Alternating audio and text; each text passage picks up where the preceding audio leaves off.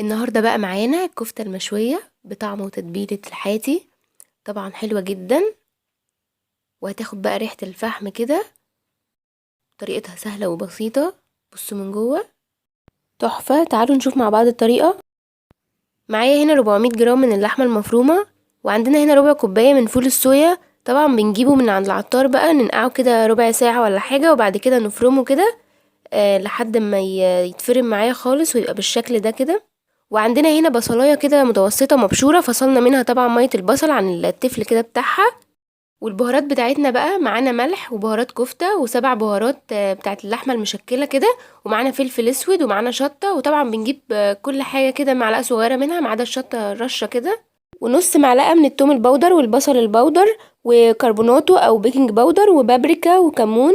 نجيب بقى طبعا ميه البصل في الاخر خالص، وهنجيب اللحمه المفرومه هنحط عليها الفول الصويا، طبعا لازم يكون منقوع كويس جدا ومفروم كويس.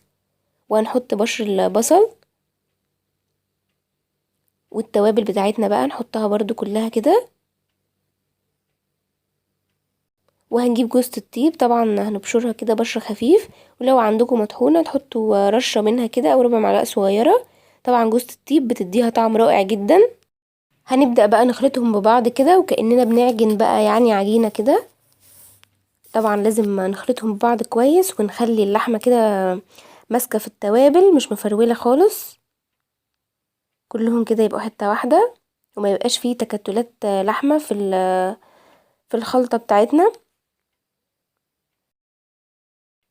بصوا نفضل نعجن فيها كده وندخلها جوا بعض حوالي 5 دقايق كده لحد ما تبقى حتة واحدة زي ما انتوا شايفين. هنجيب بقى دلوقتي صينية كده مدهونة زيت خفيف جدا، طبعا اللحمة المفرومة بقت جاهزة معانا. وهنجيب بقى حاجة نعمل عليها زي سيخ كده او شيش طاووق لو عندكم السيخ بتاعه، طبعا ممكن تستخدموا 2. طبعا بيبقى فيه الصوابع برضو بتاعت التشاينيز دي ممكن تستخدموها. اول حاجة بقى هنبدأ نبل ايدينا كده بمية البصل كويس، ونبدأ بقى نصبحها كده على السيخ او اي حاجة زي ما قلنا. وطبعا تقدروا تعملوها بالمقاس اللي انتوا عايزينه، بس نراعي ان احنا نضمها كده شوية على السيخ ونطخنها شوية عشان هي طبعا لسه هتكش شوية بالشكل ده كده. نحطها بقى في الصينية، برضو نبل ايدينا كويس وناخد من اللحمة المفرومة، ونفضل بقى نصبحها كده على السيخ ونضمها كده. وطبعا لو في حد ما عندوش الفول الصويا او ما بيحبش يستخدمه يعني، ممكن تحطوا بداله معلقتين بقسماط كده عشان يمسك اللحمة المفرومة. هنعملها بقى كلها كده بنفس الشكل، ان احنا ناخد برضو مية البصل ونبل ايدينا بيها كويس جدا، وبعد كده ناخد من الكفتة بتاعتنا كده او اللحمة المفرومة ونصبحها على السيخ، ونراعي ان احنا برضو نضمها بحيث ان هي ما تتفتحش مننا. خلاص كده هي بقت جاهزة معايا. هندخلها الفرن بقى على درجة حرارة 220 او 250 طبعا على حسب الفرن عندكم.